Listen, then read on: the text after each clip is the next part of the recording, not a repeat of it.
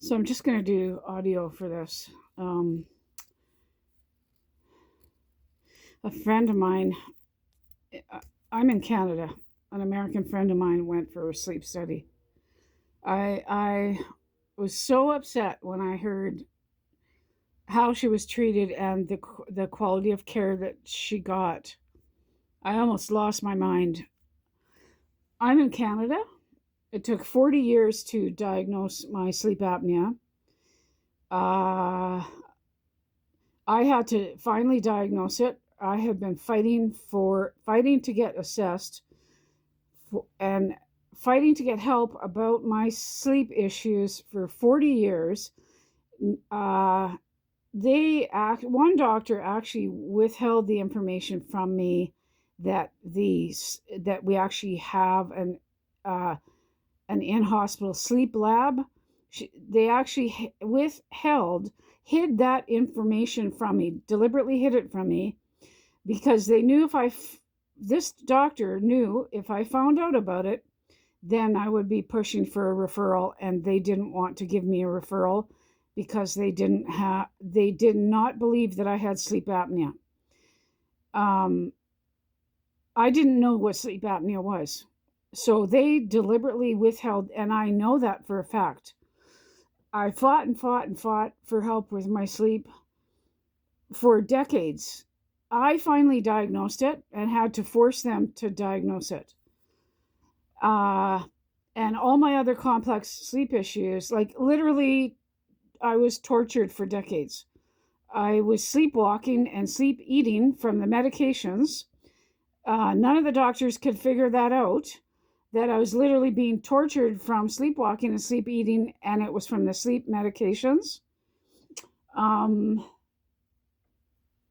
Respiratory depression from all the sleep medications. They were giving me multiple, and I can prove this, 6, 7, 8, 9, 10 sleeping pills at the same time, taken as prescribed. I suffered from respiratory depression for years. I'd get into bed and I couldn't breathe. I couldn't understand what was happening.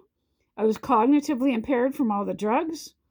I said to two doctors over and over again, um, when I can't breathe, something is killing me.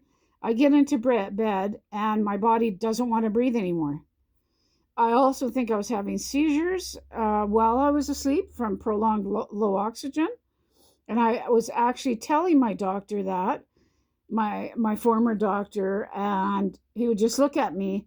I was so drugged up and uneducated. I didn't realize that he should have been sending me to respirology, to neurology, for a sleep study.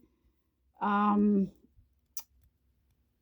all these different sleep disorders happening at once. So, sleep apnea, respiratory depression, sleepwalking, eating, lack of drive to breathe with the respiratory depression, um, severe insomnia, and 5 or 6 different disorders, and brought right to the brink of death.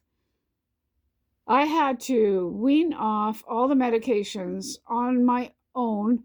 Nobody wanted to deprescribe me off of anything. I'm on all these medications that are making me sick. I deprescribed and started researching and reading and fighting to get properly diagnosed. And a narrow airway I've got. My jaw needs to be moved forward. None of this was figured out, and by the medical system. I literally had to get educated to figure out all of this stuff. And 40 years, and I'm still fighting for the care that I need. My American friend goes for a sleep study the other day. I'm still so upset about this. I'm happy for her, but I'm so upset about the difference in healthcare. She goes for a sleep study. She doesn't have sleep apnea. They immediately set her up for hypnotherapy. Okay, let me just tell you, she's not working. So she's not paying for this.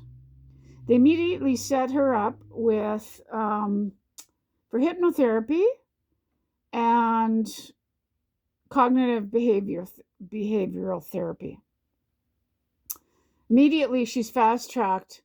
She's got like top quality, speedy healthcare. And here it took me 40 years to diagnose myself and to figure out this situation that was made really complex because of over medicating, and then countless referrals I had sent to the sleep lab, and they were all denied because nobody believed that I had sleep. Even when I was sitting in front of the sleep specialist with severe sleep apnea, and I'm telling him I have severe sleep apnea and I'm sleeping only 1 or 2 hours a night, the specialist did not believe me, refused to believe me, and I'm fighting for my life. My oxygen's going down to 70 at night. I had to wait months longer to get into the hospital because he didn't believe me, and like literally tortured for decades. And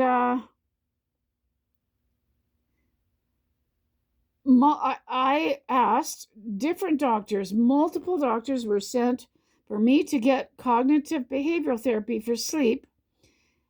All the referrals were denied because that doctor's in the same office as another doctor that was misdiagnosing me long-term and over-medicating me, and this doctor had repeatedly injured me with medications.